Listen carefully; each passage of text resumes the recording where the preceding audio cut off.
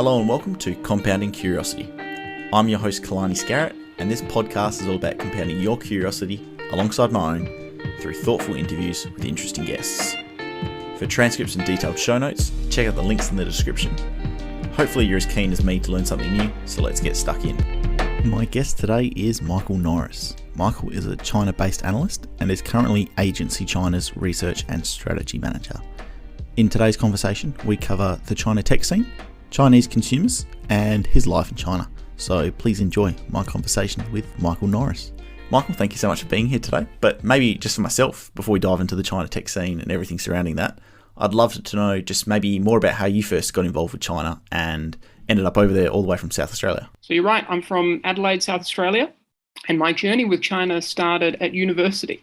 I studied a law and Asian studies double degree, and I guess that's one of the fantastic things about the Australian tertiary education system, the double degree, which allows you to do a bit of everything if you're choiceful. And I got into Chinese in the second year of university. And a few years later, I was fortunate enough to win a scholarship, the Prime Minister's Australia Asia Endeavour Award. Goodness, what a mouthful. And I came to China as a student, and I studied at Tsinghua University. I went back to Australia after my period of study and started a career as a management consultant. And then a few years after that, bounced back. So it has been an on-again, off-again relationship, but the genesis of the relationship really was university. Was there any specific reason for studying Chinese? Because I remember, I hate telling people this because my Chinese is terrible. It's not even worth mentioning. But I remember when I backpacked in Taiwan, and as an Australian, I just felt so guilty and arrogant that I could only speak English, whereas everyone else from Europe could speak 3 or 4 languages.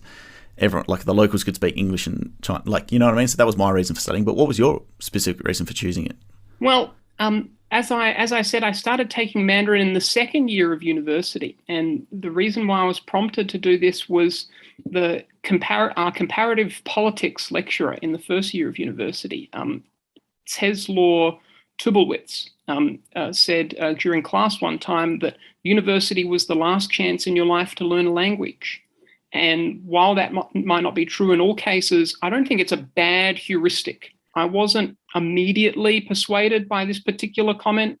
I mean, I was terrible at languages at high school. In fact, Italian was my worst grade in year 12, and it's the grade that actually cost me a perfect ATAR score, matriculation score. So I always had, how does one say, a bit agnostic about language learning. But after navigating my first year of university and having that line from Says ringing through my head, I thought I might as well put my hand into the ring and give language learning another chance. So it started off with an offhand comment from a lecturer in comparative politics. And it just grows from there, yeah. So what's life like as an Aussie in China? Like, how do you find it? So look, I mean, given that I've been here a couple of years now, and also my language skills, I don't have too much of an issue day to day. Of course, Australia-China relations have brought new challenges to being an Australian in China.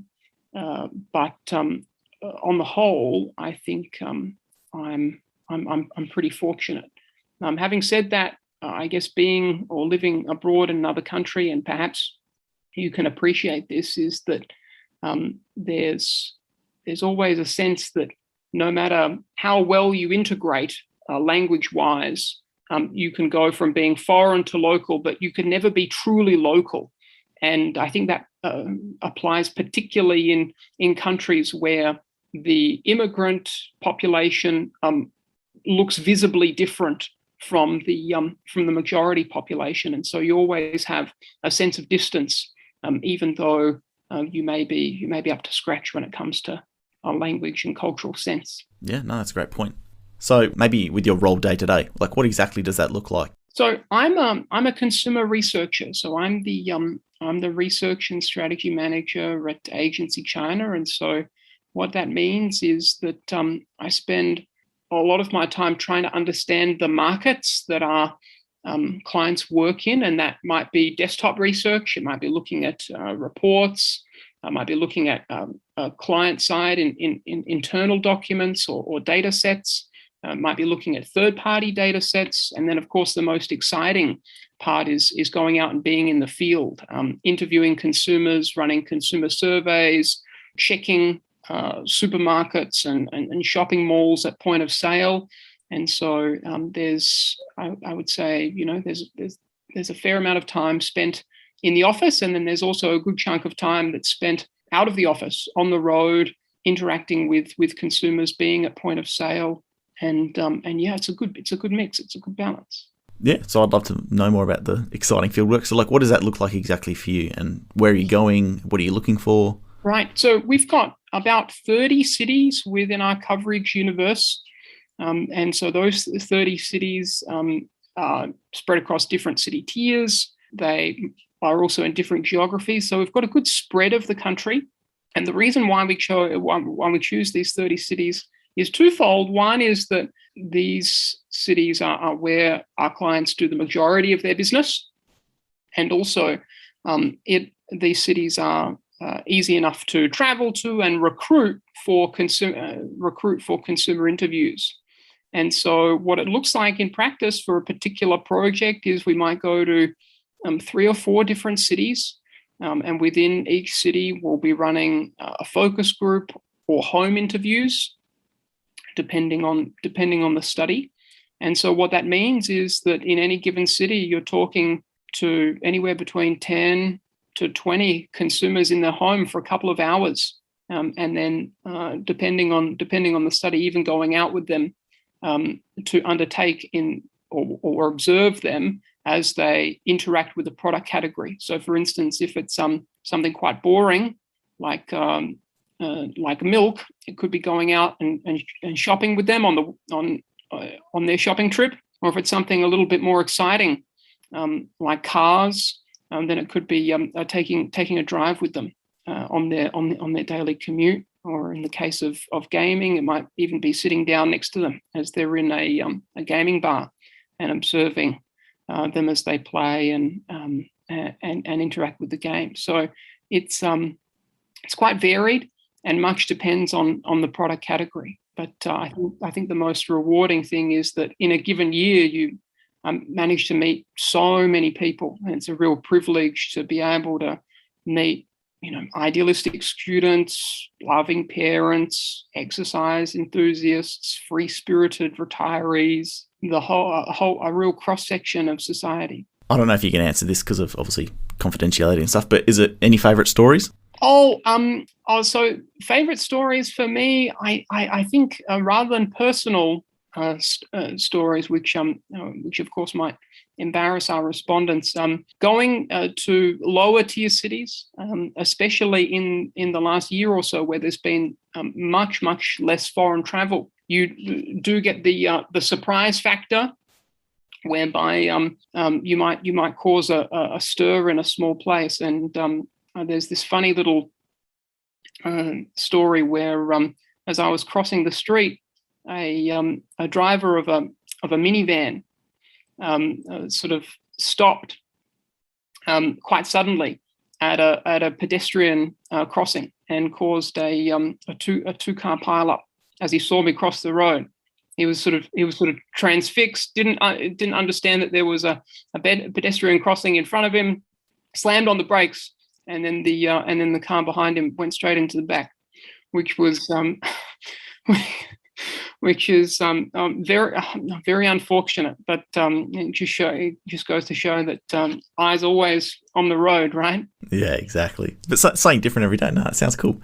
Is there that much of a difference between those tier 1, tier 2, tier 3 cities anymore? Like, how much of the gap still remains and how much has been eroded, do you think, especially since the time that you've been in China? How much have you noticed that change? Well, this is the $64,000 question for a couple of different clients, and here's the quick and dirty answer. If I were to take you, spin you around 3 times and transport you across the different city tiers, I think you'd find that shopping precincts in tier 1 and tier 2 have a lot in common, much more in common than tier 2 and tier 3. So they look pretty much the same, have the same range of shops, and then even the shoppers themselves look the same in terms of their aesthetic, their sense of style and the like. If I were to transport you to a couple of different homes, and you were to take a look around, I think homes in tier 2 and tier 3, just by virtue of the size factor and the layout, have more in common than their tier 1 counterparts.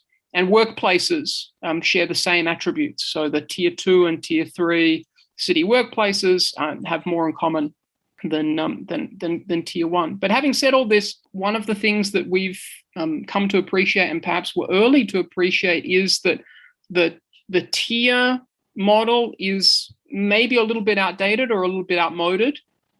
We prefer to look at geographic clusters. And so we cut China into 9 different geographic clusters. Let me rattle them off for you. The Yangtze River Delta cluster, the Shandong Peninsula cluster, the Chengdu Chongqing cluster, the Western Plain economic cluster, the Pearl River Delta, Central China, Western Taiwan Straits, and then of course we've got the Beijing, Tianjin, Hebei cluster, and then finally the Northeast China cluster. And what you find when you cut the country like that is that the growth of retail sales stands out as being the big difference, that you start to see differences emerge there. And also when you go to those clusters, irrespective of whether it's a tier 1 city sitting within that cluster or a tier 2 city sitting within that cluster, the levels of disposable income are remarkably similar. And so that's a better predictor for us than the city tiers, especially when it comes to things like disposable income, purchase channels, information channels.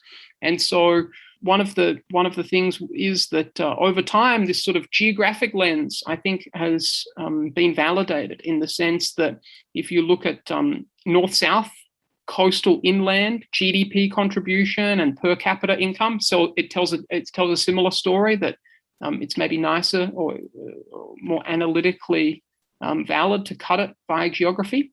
And even if you look at share of GDP, per capita GDP, it all tells the same story. So we love this idea of geographic clusters as the way of looking at the country, and all the more relevant during COVID times when you may have particular areas being locked down and impacted on a local level, but that not transferring to a whole of country impacts or broad regional impacts. Yeah, no, that's a great answer and a great way of looking at it, because I'm no China expert, but the definition of tiers maybe was more relevant 10, 15, 20 years ago than it is today, I think. Yeah, it's just one way of cutting it. It's just one set of buckets to cut the country with,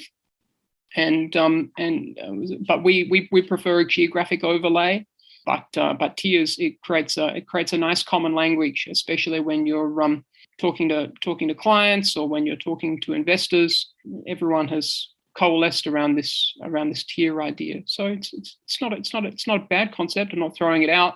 I just think that there are more robust ways, more rigorous ways to look at the country. Pretty broad question, and maybe from outsiders looking in, do you think there's any big misconceptions or maybe misunderstandings around Chinese consumers and the way they behave, especially with regards to how foreign national companies look at Chinese consumers and how they go about it? So one thing that I'd like to use your platform, your podcast, to be able to jump on my soapbox about is this idea of consumer patriotism. So over the last couple of years, there's been a lot of interest in domestic brand outperformance, and attempts to explain this phenomenon tend to gravitate towards this explanation of, the local consumer prefers Chinese brands. I have a number of issues with this analytically. I don't think it holds. One, it's a monocausal explanation, which you should always be wary of. But there are a number of sort of dubious implications of that particular approach. So, for instance, if you believe that domestic brand outperformance is due to consumers looking out for domestic brands, then it implies that the consumer knows the country of origin of every brand in the category. That's a high bar for your consumers to to have. And I'm doubtful that if you ask the average beauty consumer that they would know where Maybelline comes from. You might get different answers, whether it comes from the US, whether it comes from France, etc. So that's the first dubious implication, that the consumer knows where each of the brands come from. The second is that where it comes from is the most important purchase consideration. It's not performance, it's not price, it's not packaging, it's not marketing efforts. Again, that is improbable. And then you run through the list of other implications, that even if it's not the most important, that the consumer places it as the most important aspect, that even though you might have a L'Oreal product that works to reduce fine lines, that the consumer says, no, I'm not purchasing L'Oreal because it's not Chinese. And of course, that's a little bit absurd, right? And then going further through the list, if there was truly this local consumer patriotism wave, then it would affect all domestic companies equally. And that's not the case. There are variations in performance, and those variations in performance must be explained by strategy rather than local consumer patriotism. And so even if that's too much, and you sort of work through those, and you still think that it's local consumer patriotism, then I put to you what I call the perfect diary test, which is everyone says that perfect diary is this poster child of preference for local brands and consumer patriotism and the like. But for those people who've actually picked up a perfect diary product, the words perfect diary are emblazoned on the product in English. If you truly believe the consumer is patriotic, nationalistic, what have you, wouldn't they be put off by this? Wouldn't they want a product that is Chinese through and through?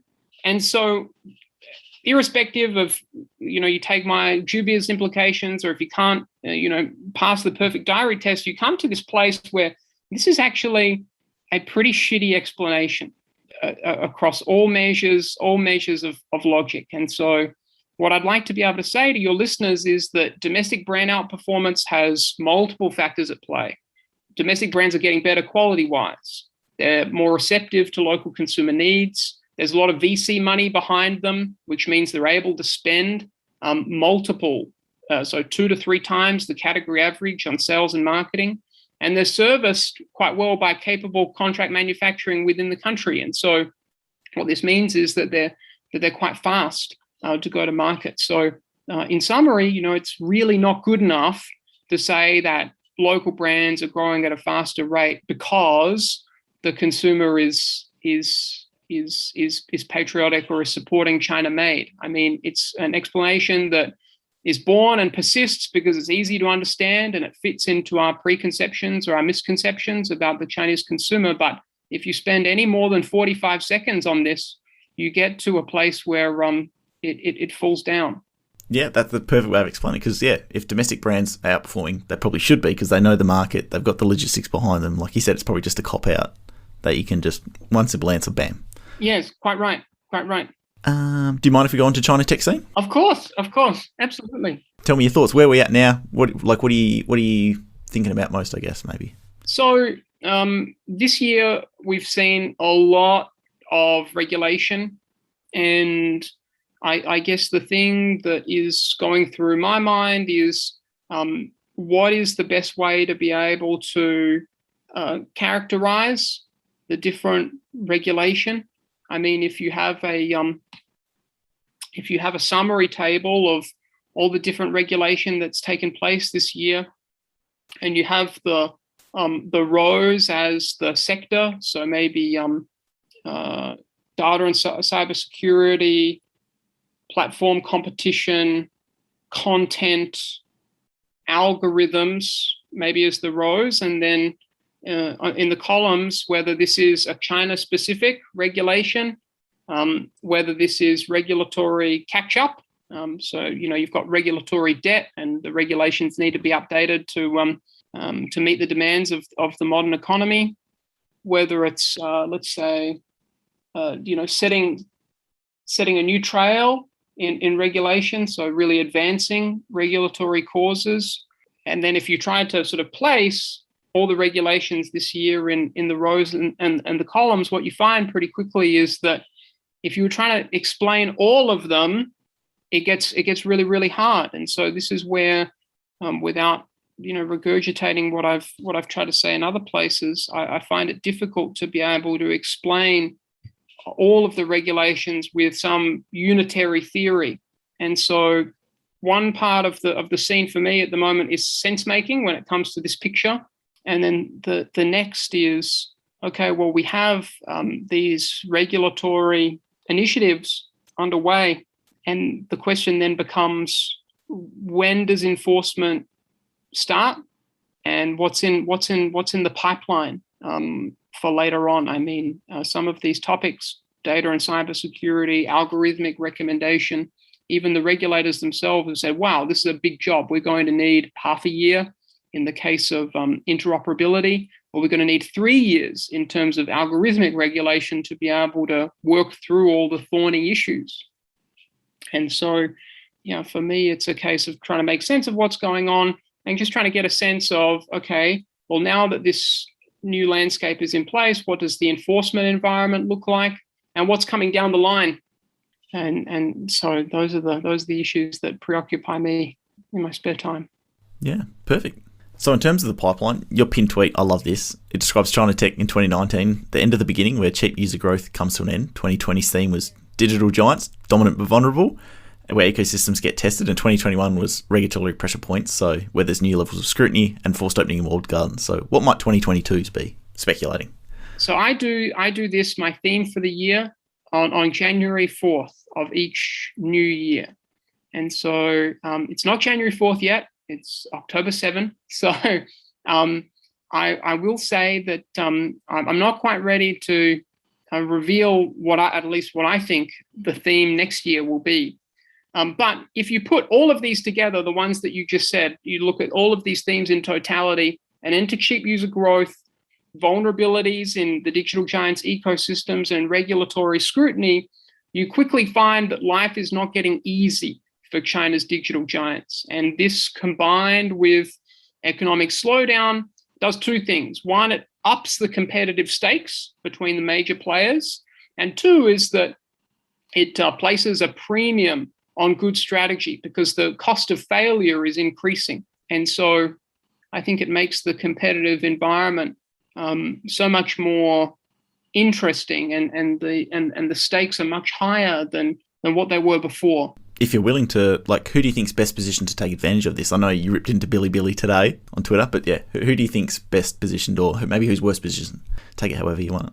So, I mean, before we go through the positioning of individual firms, it's worth thinking about the stakes, right? So interoperability, the requirement that you can't block links to other ecosystems. I think everyone's understood that it shuffles the money pile. And it shuffles the money pile in three buckets: e-commerce, digital advertising, and payments. And if you look at the size of the prize here, the stakes, payments is huge.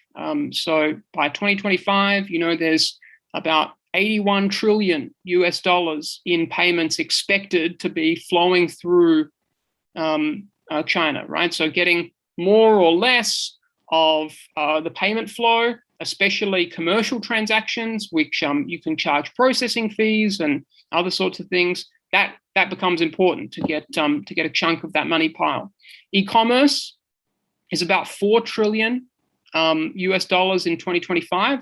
So again, not chump change, right? But a step down from 81 trillion for payments. And then digital advertising, which is about $310 billion by 2025. So you can see the step order, and then the size of the money pile overlaid with the take rate. So the e-commerce take rate is different from payments, which is different again from digital advertising. Plus the margin of each of those services gives you a more granular sense of the stakes. But the rough order remains the same. Payments is a bigger money pile than e-commerce, which is a bigger money pile than digital advertising. And so the question here is, okay, we've understood these three money piles. How do the money piles shift? Are we expecting, restrained revision, or are we expecting some sort of radical reshuffle? And I think most folks have defaulted to restrained revision, a couple of percentage points here, a couple of percentage points there. And I think that is at least the go forward hypothesis to be tested, right? And with any sort of hypothesis driven thinking, we're trying to falsify it. Now, onto individual firms. The big question, right, is, who benefits more, Tencent or Alibaba?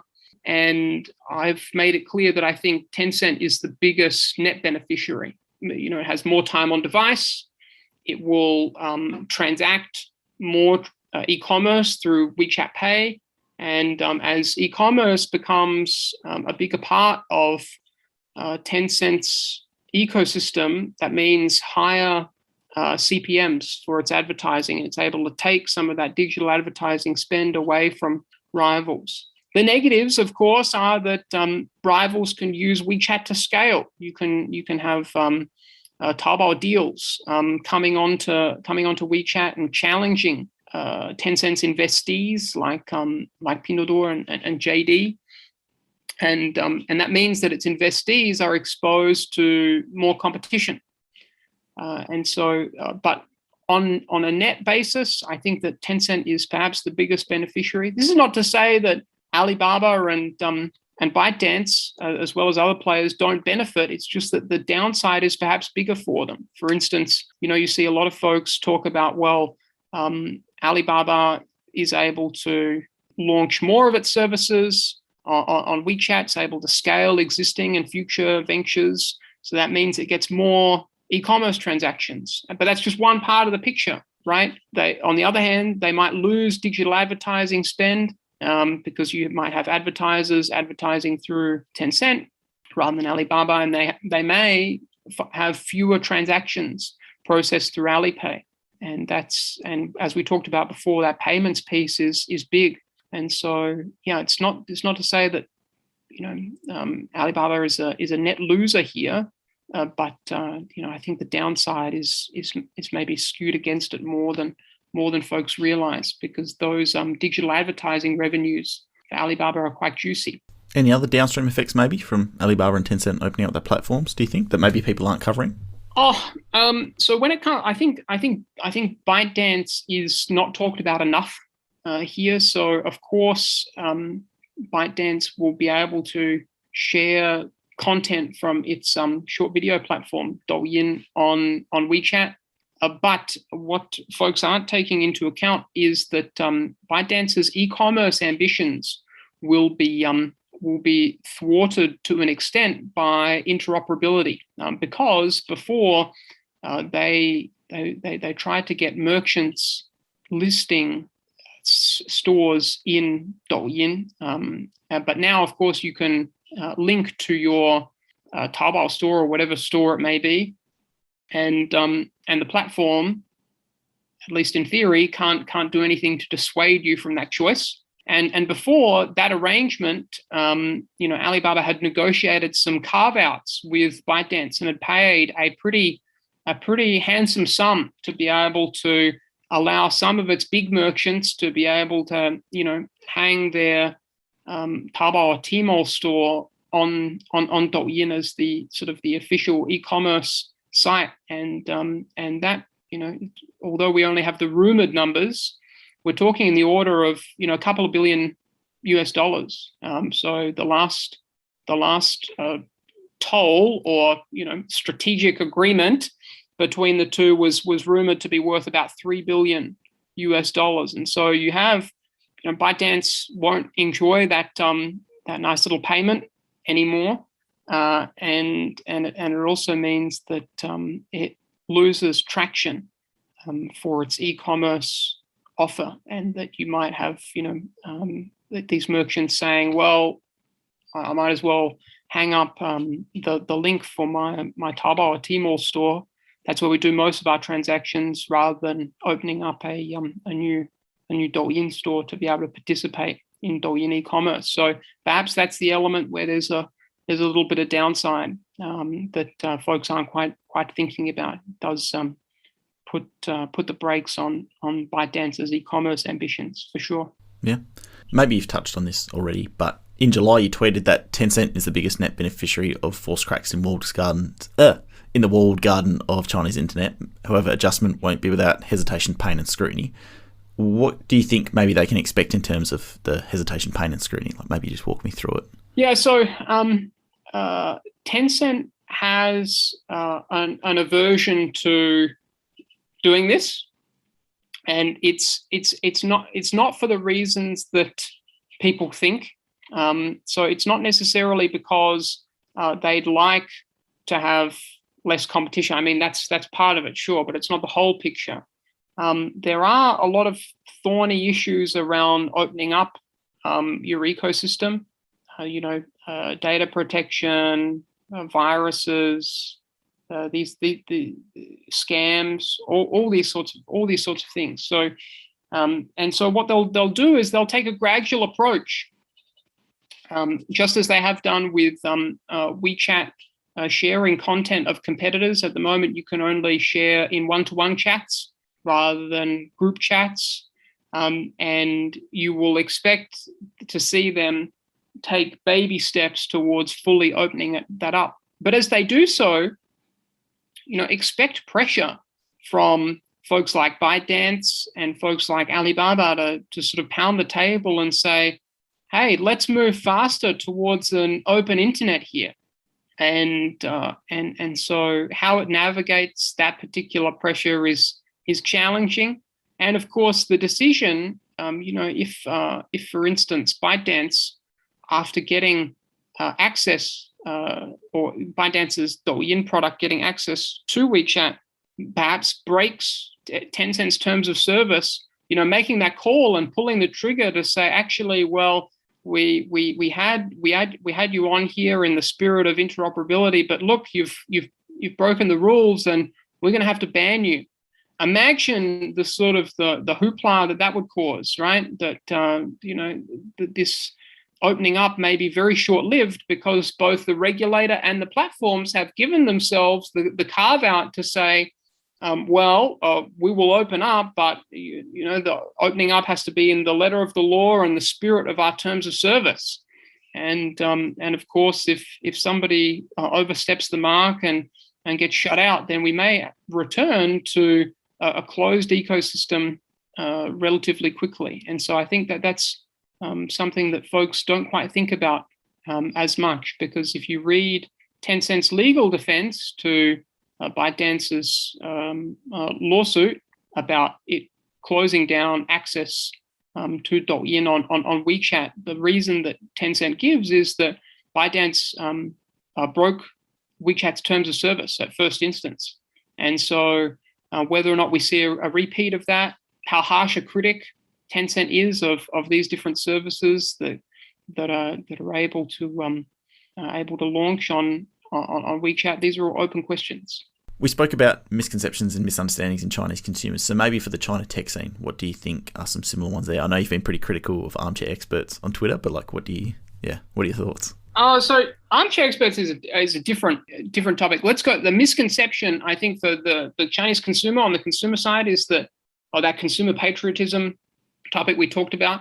But on the tech side, the persistent misconception is these company approximations.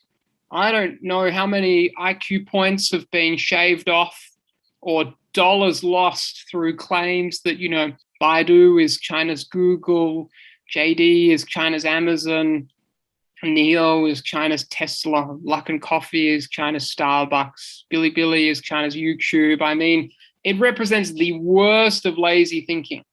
Using Bilibili, which is a platform that I don't think too much of.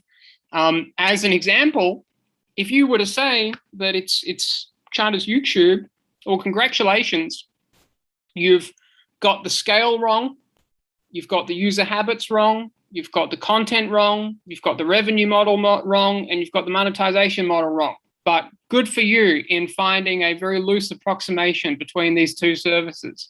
I mean, have they got anything right? yeah, I mean, this is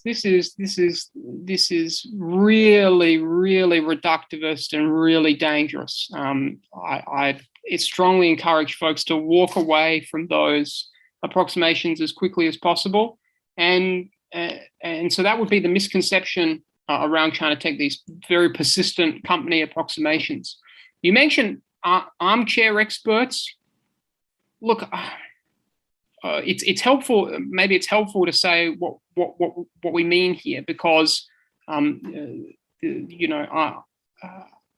don't wish to throw stones in glass houses. My day job is consumer research, and then I write about China tech for shits and giggles, right? But my beef with armchair experts is threefold. The first is accuracy. The second is impact, and then the third is value add. So accuracy first. There are some folks out there that sort of position themselves as being a bridge to understand China. I think that's fine. I think that's an admirable aim. Now more than ever, we need to increase our understanding of what's happening inside China. However, these folks tend to undo themselves because they use sort of exaggerated, factually incorrect claims to drive clicks. And so I think this is, one, intellectually dishonest, but more importantly, because it undoes that very virtuous aim to try and increase understanding between China. It's actually morally contemptuous. The second is impact. Within the sort of the China tech Twitterati, I'm unaware of anyone, and maybe, although this makes me sound like a dick, other than myself, who's actually broke a story. Like, there is a fundamental difference between doing a UX and a UI walkthrough versus sniffing out and writing about business models and companies that don't make the grade. And that's different again from investigative journalism and the like. And so this dovetails into the value add discussion, right? And which is, with improved translation software, more frequent reporting and more comprehensive data sets, I actually believe that on some levels, the information asymmetries are decreasing. And so this means that things like, product walkthroughs and translating speeches are much less valuable than what they once were, and the level of insight that it gives the armchair expert is highly questionable. And so these are my list of gripes, right? I sincerely hope that we're all in it for the right reasons, and sometimes the need to monetize by making our funnels bigger and attracting more and more eyeballs, it does mean that people lose their way, and it's unfortunate. Yeah, no, it's completely justified and completely fair. If someone wanted to, maybe, I don't know, what the opposite of that, how would you advise someone if they wanted to avoid all that and improve? Yeah, so if you in at least in China tech, if you want real value add, I would say that if you're sitting on proprietary research, so for instance, e-commerce trackers, I think that you could make a name for yourself pretty quickly by saying, well, these are the top listed brands, and this is how their e-commerce sales are tracking, and these are the top listed Chinese brands, and these are how their e-commerce sales are tracking. At the moment, a lot of firms sit on that information and they try and sell clients agreements to be able to view and use that information. But if there was someone who sat within those organizations and said, look, my marketing strategy is going to be to open up some of that data, I think that they would cut through pretty quickly to be able to see and track, okay, L'Oreal's doing this, Perfect Diary's doing this, okay, this is great. And then, of course, you can have, once you've got that level of exposure, then you can bring people in for the discussion around, okay, you've seen that we've got this tracking service. How would you consider signing up with us? And then the other thing that I think is pretty basic, but I don't know if anyone's really done it, is just to take the most important stories for some of these firms and to be able to build, an RSS feed for each of the tech giants, and of course, the value add comes later through putting the dots together. What does it all mean? But just this ability to be able to help folks walk through, or to be able to curate some content around these big tech firms, and then of course to be able to pull the pieces together by saying, well, of this list of 50 news items in the month, these highlighted ones are the most important, and they're important because they set off this particular catalyst, or they bring this into play, or what have you. I think that it sounds basic, sure, but I'm not sure anyone's out there doing it. There's a lot of folks that seem to play in the middle somewhere, which is, here's my newsletter, or my paid community, and I'm not sure whether or not there's any other approaches or monetization models out there. And of course, then there's just people like me who just are on there for shits and giggles and don't have a monetization model. So no plans for the future? You just enjoy doing it, posting online, Yeah, I mean, so it's important to separate the consumer stuff from the China tech stuff. I have no plans to monetize any thinking about China tech, and the reason is that it's not my day job. I think it would be disingenuous to say that I have some higher level of understanding or what have you, and then to be able to ask for people to hand over money on that basis. But for the consumer stuff, that's where, of course, we welcome, clients to be able to have a conversation with us, to be able to walk through their research needs and what they'd like to understand about their consumers. And this is one of the things about posting online, is that although I'm a sort of a semi-public presence, and you're able to make a reputation from sharing content online, when you work for clients in this professional services context, particularly consulting, you can't talk about what you're working on online. I know an extraordinary amount about different product categories, and everything from instant coffee to male skincare. But if I started posting some of these thoughts, these outputs, these industry trends, it would raise eyebrows from clients. Oh, okay, well, we engaged Michael to do that work, and there he is sort of sharing it with however many thousand people. It doesn't look right.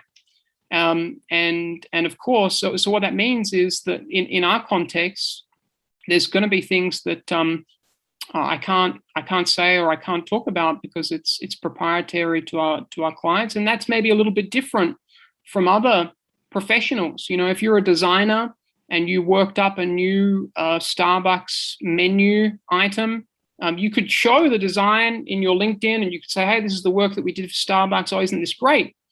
And similarly, if you're an investor, you can publish your investment thesis and say, look, we are long Starbucks because we think that they're gaining share in China and it's underappreciated. I can't walk up and say, well, actually, Starbucks has lost share of grab-and-go customers, and the number of grab-and-go customers that it does have has decreased ever since you have lower cost services like Luckin Coffee and Mana Coffee coming onto the scene. I can't do that. And so, it is a different playing field, and this is one of the double-edged swords of content. Content gives you a start, but as you start, making that reputation and landing engagements with clients, particularly engagements of a secret, confidential nature, then an avenue of your content strategy closes. Products or categories or industries that you know a lot about, some of what you share can't be shared. Some of what you know can't be shared. And so this is one of the things that aspiring content creators, especially those who are in consulting, need to appreciate if they haven't already. Yeah. Do you have any tips or advice for someone starting out in terms of content, what they put out, or any lessons you've learned along the way? So I think when it comes to content, I would encourage people to think about being differentiated. There are we talked before about that China tech content space, and to be honest with you, I was at a little bit of a loss to try and think of things that people could do different. And so this is where I think it takes some care and skill to be able to look at what's already out there and go, I'm going to do that quite different.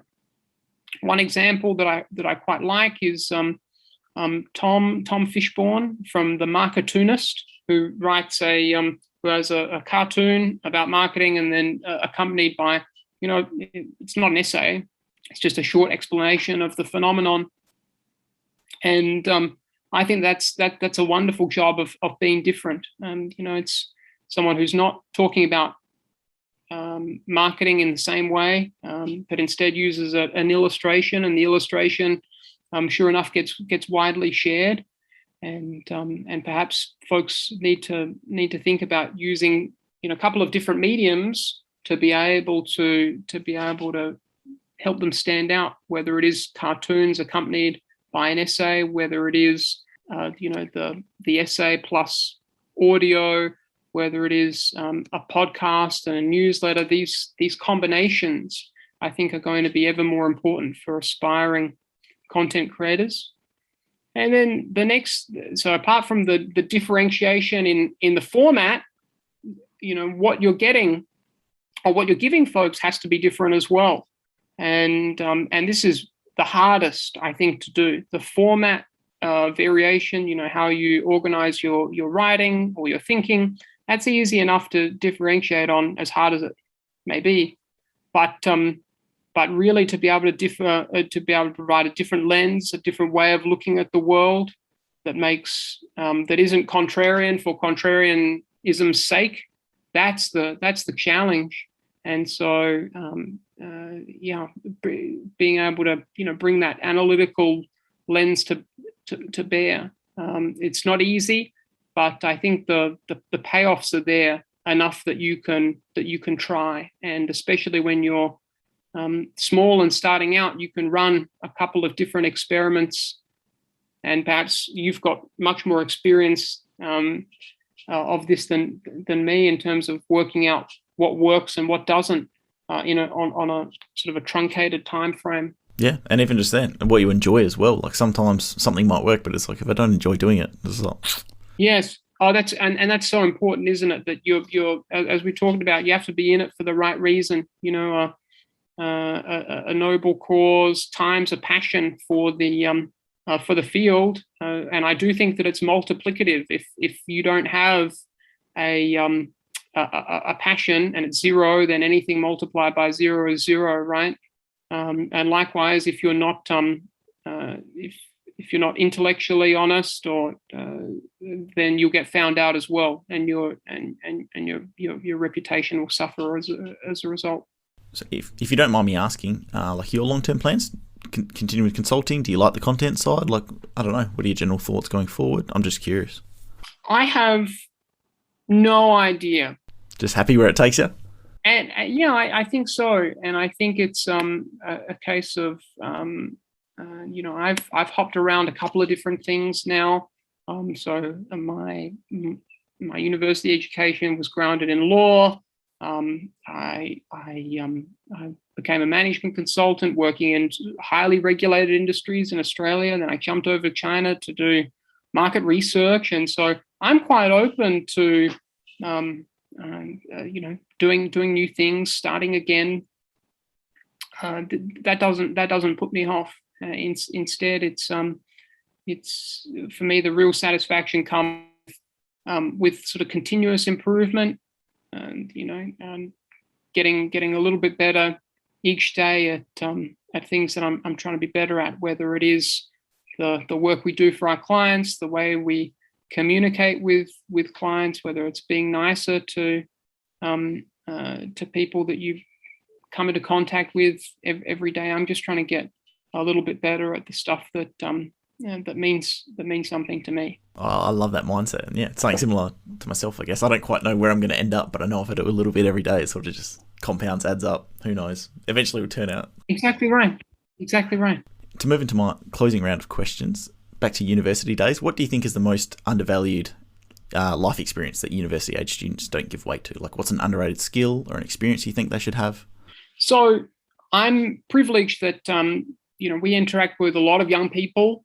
And although I can only generalize across Australia and China, I do think that a lot of young people, university graduates, are engaged in a very hollow, individualistic ladder climbing exercise. And if I was sort of speaking to my 18-year-old self, I'd encourage him to really engage with a volunteer association, deepen my sense of civic values and contribute to civic society. And I think that COVID pretty neatly illustrates what happens to societies with a weak sense of solidarity, civic duty, and civic responsibility. And so I'd really impress upon my 18-year-old self that paying taxes and this sort of very transactional lens of your responsibility as a citizen is really just the start of doing your bit for a fairer, healthier, and more resilient society. So if I were to speak to my 18-year-old self or go back in time or encourage others, it would really to be, when you're thinking about those university extracurriculars, yes, there will be things that you're passionate about. Yes, you may do some things to make your employment prospects look better, but at the same time, you need to pick up this habit of giving back in a volunteer capacity to some causes that you feel passionate about. And I think that's so important, and often we overlook that when we think about ourselves or that resume padding exercise. Oh, I love that. That's great. Have there been any books, classes, or experience that have been influential in shaping your worldview? So when I was growing up, I was in and out of hospital a lot. So I had a couple of different operations, couple of different things not quite right, and from that, I think I learned the value of luck, really, that it plays in your life.